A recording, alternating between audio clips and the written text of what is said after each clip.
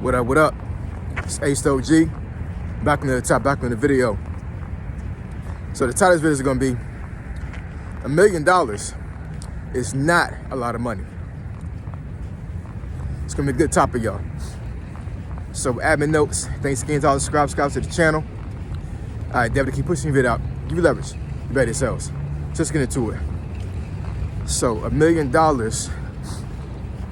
is not a lot of money. So let me go ahead and give you some examples and some explanations as to why I believe this, because I believe it's true. Because I know a lot of folks are gonna probably watch this title or see this title and say, this guy is absolutely crazy and insane. How in the world can you say that $1 million is not a lot of money? But hopefully the way I explain this, I'm going to articulate this thing very well for you and give you a different perspective when it comes to this, right? So let's say you have a normal 9-to-5 job, right? And you make $1 million within that year, right? You have a huge salary. Maybe you're a CEO of a company or a CFO or some type of director of sales, you know, whatever, for some big corporation. And you literally make $1 million based off of salary, right? Your W-2. It's on your W-2, you made $1 million, right? So when you factor in taxes, when you factor in state taxes, you know, depending on what state you're in, Social Security, Medicare, Medicaid, all these other things, right? So on paper you made $1 million, but in actuality, you know, you may take home maybe 650, 700 grand of that, maybe. And on top of that, it may be possible for you to actually pay even more taxes on it the following year. You know, they're taking taxes out during the year, right? And then once you file your taxes for that following year, you may get hit with another tax, right? Because it all depends on, you know, how much money you made. You get put in these certain tax brackets. So I'm not saying that folks can't live off of that money, because a lot of folks would be very appreciative for $1 million right now. But at the end of the day, it's not really a lot of money. So let's say you have a personal business, and the personal business generates, let's say within that first year, you know, it generates $3 million. A lot of folks say that's a lot of money. And I'm not dismissing the dollar count, you know what I'm saying? I mean, like, folks never seen $1 million is going to say it's a lot of money, right? Folks that have never seen $3 million is going to say it's a lot of money. But depending on what kind of business you have, you know, let's say you have a business where your cost of equipment was very high, right? You have workers, because most folks that make over $1 million for a business don't make it on their own. They have workers, right? So that means you have payroll. You have to pay folks, right? So let's say when it's all said and done, after that year is up, the business made $3 million. But after all the costs, so including tax, you gotta pay a business tax as well. You may have took home for yourself, cutting yourself a check, right? You may have made barely 70 grand, but your business made $3 million, right? So there's so many factors that, you know, that can be, you know, taken into account when it comes to $1 million. But one of the main reasons why I say $1 million is not a lot of money is when folks deal with their retirement. When it comes to a 401k, a TSP for federal workers, a 403b, which I have because I work for a nonprofit. You know, I've seen a lot of baby boomers and a lot of Gen Xers, the older Gen Xers, right? You know, Gen X generation ended around 1980. There's some debate as far as, like, you know, like when Gen X cutoff date is, but roughly about 1980 is when the last Gen Xer was born, right? But the first generation of Gen Xers were born, I think, 1965. So I'm factoring in those folks and then folks in the baby boomers. You got a lot of them that put into a 401k, some type of retirement plan. Might not have been a 401k, might have been something else, right? Let's say, you know, you work for a company, these folks, right? They work for a company for maybe, I don't know, 35, 40 years. And over time, depending on what kind of investments they made, how their money compounded in their retirement fund, let's say they made maybe $1.5 to $2 million over time, over a 40-year span. So they've reached the age of 65, 66, 67, and now they're retired. They can't work anymore. They don't want to work anymore. And they're living off of this money. You know how many folks that have done this within the last decade, and within 5 years they're back to work? Think about that.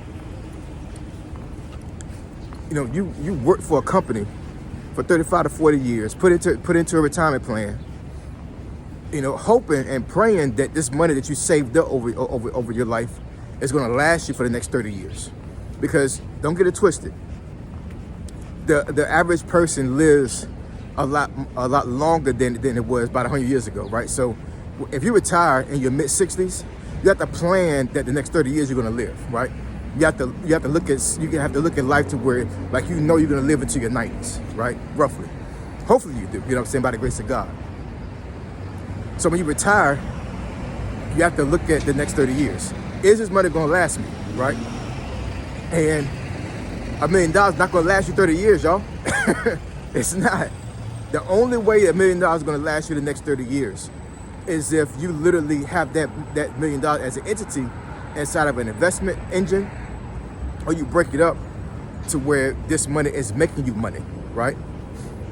Because this is what I think folks get it confused and get it twisted, and they mess themselves up because they retire and they literally believe that this retirement fund that they have, whether it be a 401k or whatever they have, is going to last them the next 25 to 30 years. And it's not realistic, especially if you got a family. You know what I'm saying? Like, I put it like this: even if you was a single person, let's say you was a single guy, never had kids, never was married, right?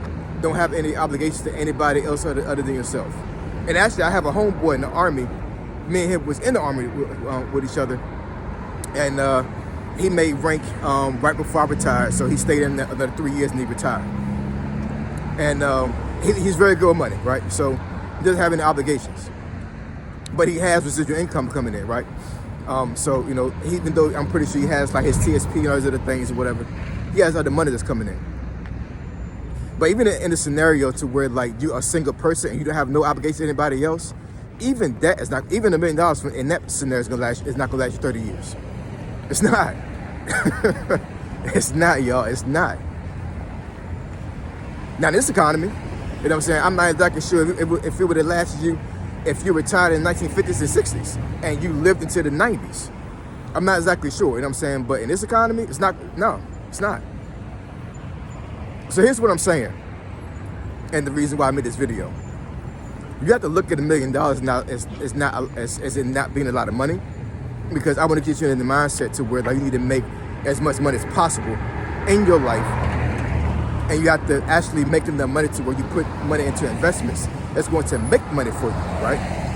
When you stop working and you retire, you cannot depend on money that sits in the bank that stays stagnant with no interest and think that this money is going to last you for a very long time. It's not. I just gave you the scenario. You got a lot of folks that that retired with maybe $1.5, $2 million in the bank from their retirement fund, and within 5 years they're back to work.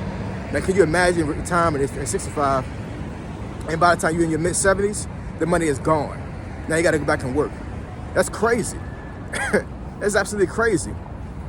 I mean, it's crazy, y'all. You know what I'm saying? Like, you cannot look at this. You cannot look at $1 million as a lot of money. You just can't. I know I don't. You know what I'm saying? I know a lot of folks that never seen $1 million will look at $1 million as a lot of money, but it really isn't. So once again, $1 million is not a lot of money. However, you could take that $1 million and put it into investment engines that will make you money over time. You cannot look at $1 million as something that's going to last you for a very long time, because it's not.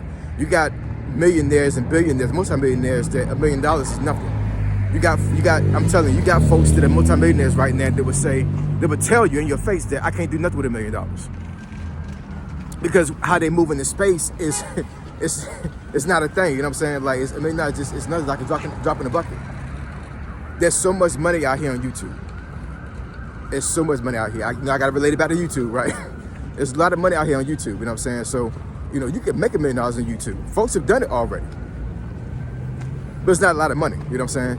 So, you know, if you make that kind of money, eventually over time, make sure you put it into investment engines that's gonna make you money, right? You gotta make your money make money.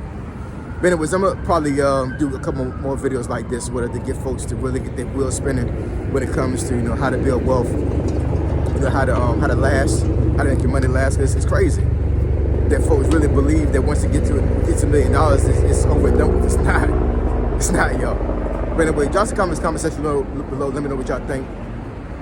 If you want me to discuss this topic or something that benefits your channel, email me at asog757@gmail.com. My email address is in the description below. Say so G, signing out. I'm gone.